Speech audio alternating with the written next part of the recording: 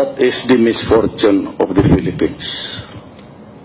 Hindi talaga tayo nakakita ng leader ng could give us a respite to take a rest from. Wala akong credentials. I am not a cum laude, summa cum laude kaya sa kanila. Hindi ako nag-aral ng Wharton. Hindi pala Wharton din ang buang. Panghambog lang. Hey, undergraduate. I had it would be inappropriate for him to use the word MBA. Kasi hindi siya sa Wharton, University of Pennsylvania. Ako, Watson lang. Perceive, kung kilikili. Small time naman tayo. Wala akong grado na 95 lang. Kindergarten hanggang law school, 78. Okay lang diba dyan?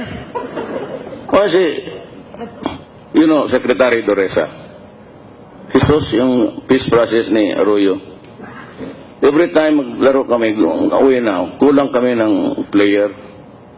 Sabi ko, Jess, sama ko sa amin para makumpleto. Andre, sa mag-aral pa ako. All these years, hindi namin mayaya ang buang. Tapos, nag-graduate na kami. 94 general average niya.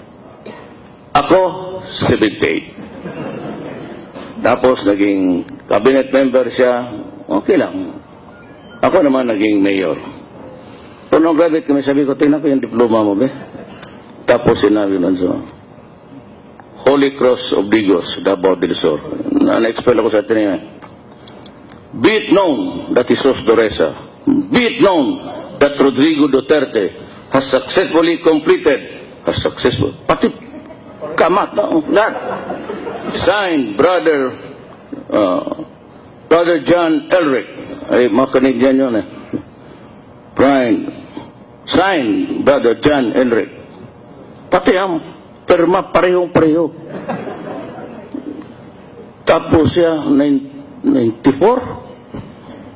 Ako sa bar, line of 70. Pero sa awa ng Diyos, naging mayor man rin ako.